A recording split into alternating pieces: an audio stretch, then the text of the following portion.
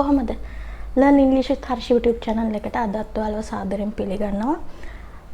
ඊයේත් කරා වීඩියෝ එකක් spoken English ගැන. ඉතින් මම අදත් බලාපොරොත්තු වෙනවා spoken English සම්බන්ධයෙන් වීඩියෝ එකක් කරන්න. ඉතින් මම ආරාධනා කරනවා ඔයාලට මගේ channel එක subscribe කරලා නැත්නම් subscribe කරන්න. දන්නයට මේක share කරන්න. මොනවා හරි ගැටලුවක් තියෙනවා නම් comment එකක් විදියට ඉදිරිපත් කරන්න පුළුවන්. එහෙම නැත්නම් මගේ Learn English with Harsh Facebook page එක තියෙනවා. ඒකට message එකක් දාන්න පුළුවන්. ඉතින් අද නම් මුලින්ම ඔයා මේ වීඩියෝ එක බලන්නේ මම ආරාධනා කරනවා spoken English lesson 1 ඉඳන් මුල ඉඳන් බලන්න කියලා.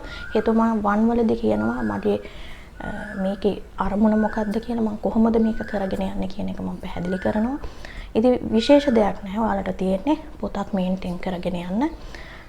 ඒකෙදි මම තෝරාගත්ත චිත්‍රපට, ඉංග්‍රීසි චිත්‍රපට, TV series, cartoons තෝරගෙන ඒවායේ එන dialogues වලින් phrases සහ sentences තෝරගන්නවා. ඉංග්‍රීසි කතාවේදී වැදගත් වෙන. ඉතින් මම ඔයාලට කියන්නේ ඒව පොතක සටහන් කරගන්න සිංහල තේරුමත් සමග ඊට පස්සේ ඒක කටපාඩම් කරගන්න.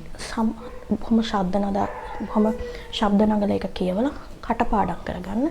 ඊට පස්සේ තමන් එදිනෙදා ජීවිතේ කතා කරන අවස්ථාවලදී ඔයාලට පුළුවන් ඒ එක phrases අදාළ තැන්වලදී apply කරගන්න.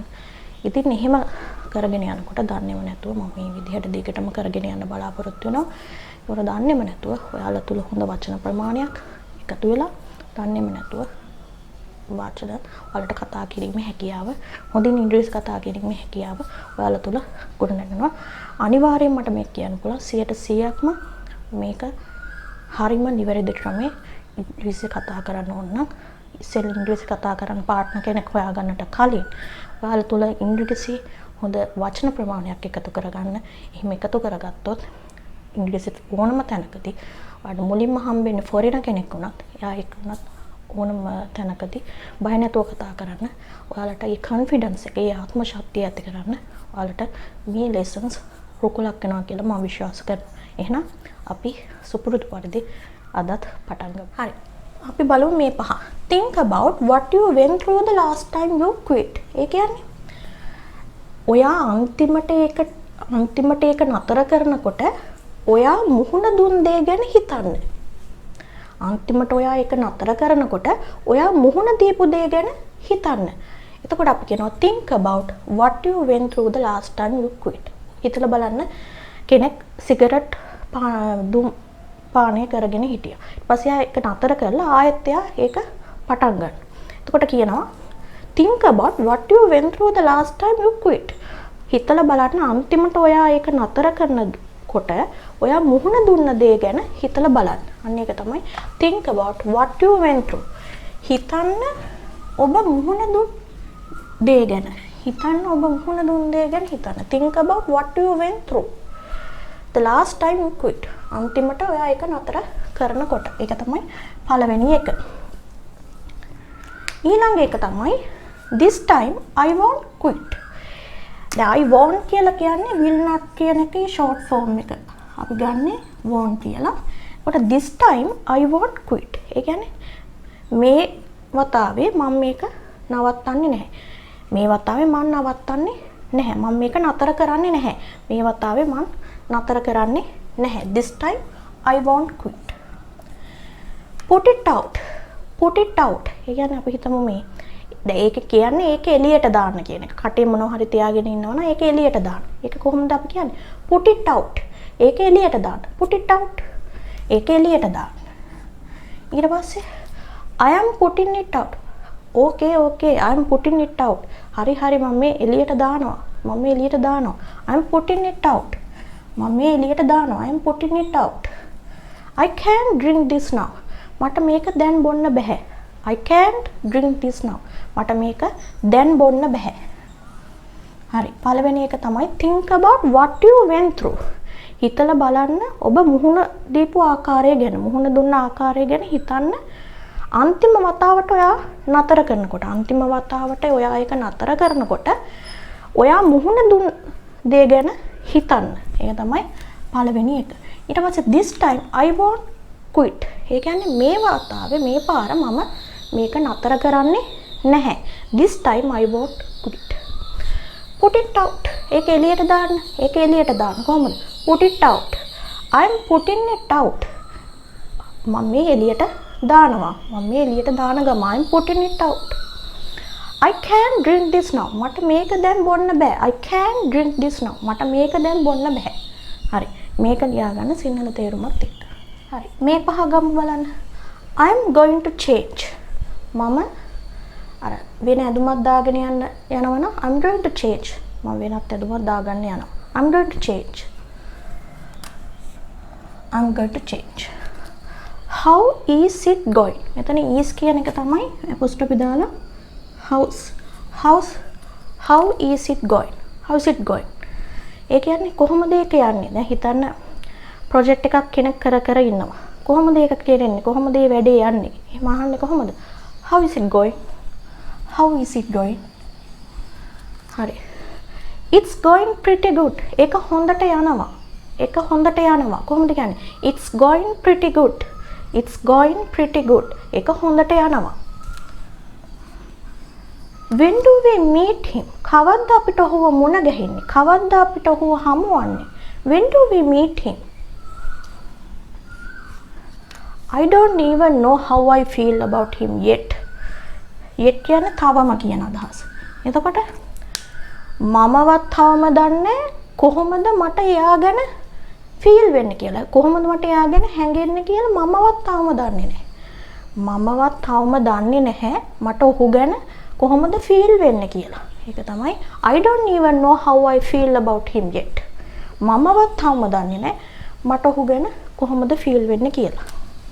හරි. I'm going to change. පොඩ්ඩක් දැන් ඔෆිස් එකේ ඇරිලා එනවා. I'm going to change. මම change එකක් දාගන්න යනවා. I'm going to change. How is it going? කොහොමද ඒක යන්නේ? කොහොමද ඒක වෙන්නේ? It's going pretty good. ඒක හොඳට යනවා. It's going pretty good. When do we meet him? අපිට කවද්ද ඔහුව මුණ ගැහෙන්නේ? I don't even know how I feel about him yet. මමවත් තාම දන්නේ නැහැ මට ඔහු ගැන කොහොමද හැඟෙන්නේ කියලා. හරි. මේක ලියන්න. ඊළඟ පහ. Let me figure that out. ඒ කියන්නේ මට ඒක තේරුම් ගැනීමට ඉඩ දෙන්න. Let me figure that out. මට ඒ තේරුම් ගැනීමට ඉඩ දෙන්න. Let me figure that out. මට ඒ තේරුම් ගැනීමට ඉඩ දෙන්න. Let me figure that out. ඊට පස්සේ can we meet him? අපිට පුළුවන් ද ඔහුව මුණ ගැහෙන්න? අපිට පුළුවන් ද ඔහුව මුණ ගැහෙන්න? Can we meet him? That's not such a terrible thing. ඒක ඒ තරම්ම භයානක දෙයක් නෙවෙයි. That's not such a terrible thing. That's not such a terrible thing. ඒක ඒ තරම්ම භයානක දෙයක් නෙවෙයි. Your friends are just looking out after you. ඒ කියන්නේ ඔයාගේ යාළුවෝ ඔයා ගැන හොයලා බලනවා. කොහොමද කියන්නේ? Your friends are just looking out after you. ඔයාගේ යාළුවෝ ඔයා ගැන හොයලා බලනවා. Let it go.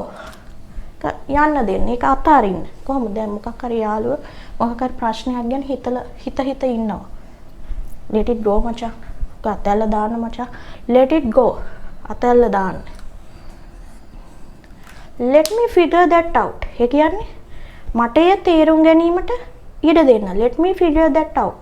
Can we meet him? අපිට පුළුවන් ද ඔහුව මුණ ගැහෙන්න? That's not such a terrible thing. ඒක ඒ තරම්ම භයානක දෙයක් නෙවෙයි. Your friends are just looking out after you. ඔයාගේ යාළුවෝ ඔයා ගැන හොයලා බලනවා. Let it go. එකට යන්න දෙන්න. හරි. ඊළඟ ටික බලමු. Do you all promise? ඔයාලා හැමෝම පොරොන්දු වෙනවද? ඔයාලා හැමෝම පොරොන්දු වෙනවද? Do you all promise? ඔයාලා හැමෝම පොරොන්දු වෙනවද? Do you promise to be good? ඔයාලා හොඳට ඉන්නවා කියලා පොරොන්දු වෙනවද? Do you promise to be good? ඔයාලා හොඳට ඉන්නවා කියලා පොරොන්දු වෙනවද? Do you promise to be good? Do you believe this? ඔයා මේක විශ්වාස කරනවද? Do you believe this? ඔයා මේක විශ්වාස කරනවද? What bank is this? මොකද්ද මේ බැංකුව? What bank is this? මොකද්ද මේ බැංකුව? Who's going to take the first shot? Who's going to take the first shot? එතකොට මෙතනත් මේ apostrophes තියෙන is කියන එක තමයි. කෙටි කරලා. Who's going to take the first shot? දැන් මේ first shot කිව්වහම දැන් අපි හිතන්නේ වැක්සින් මුලින්ම එන්නතක් ගහගන්න යනකොට දැන් එන්න ගහගන්න කට්ටියක් එක්ක යනවා කියනකොට එතකොට එතෙන්දී එන කවුද මුලින්ම ගහගන්නේ? එතකොට who's going to take the first shot? කවුද මුලින්ම ගහගන්නේ? එහෙම කියද්දී අහන්න පුළුවන්. එහෙම නැත්නම් දැන් අපි හිතන්න කට්ටියක් ඉන්නවා. අපි එයාලගේ ඔපිනියන් එක අපිට අහගන්න ඕන නම් එයාලගේ මේ මතය අපිට දැනගන්න ඕන නම් කවුද මුලින්ම කියන්නේ කියලා අහන්නේ අපි. හරි කවුද දැන් මුලින්ම මට කියන්නේ? අන්න එතකොට මෙන්න මේක යූස් කරනවා. who is going to take the first shot? කවුද මුලින්ම කියන්නේ? කවුද මුලින්ම කියන්නේ? who is going to take the first shot? එහෙම නැත්නම් වැක්සින් එකක් ගහගන්න යනකොට කවුද මුලින්ම ගහගන්නේ කියලා අහන්න පුළුවන්. who is going to take the first shot කියලා. හරි. do you all promise? ඔයාලා හැමෝම පොරොන්දු වෙනවද? do you promise to be good? ඔයාලා හොඳට ඉන්නවා කියලා පොරොන්දු වෙනවද? do you believe this? ඔයාලා මේක විශ්වාස කරනවද? ඔයාලා මේක විශ්වාස කරනවද? do you believe this? what bank is this? මොකක්ද මේ බැංකුව? what bank is this? who's going to take the first shot? කවුද මුලින්ම first shot එක ගන්නේ? හරි. ඊළඟ ටික බලමු.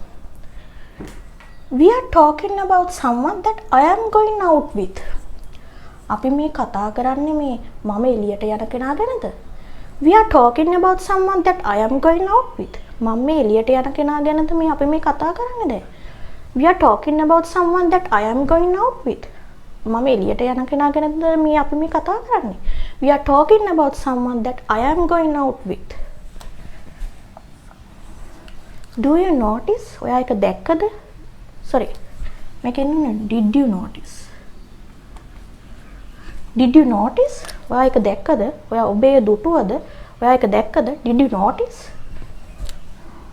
do you know what I like the most about him? ඔයා දන්නවද මම ඔහුගේ කැමතිම දේ මොකක්ද කියලා?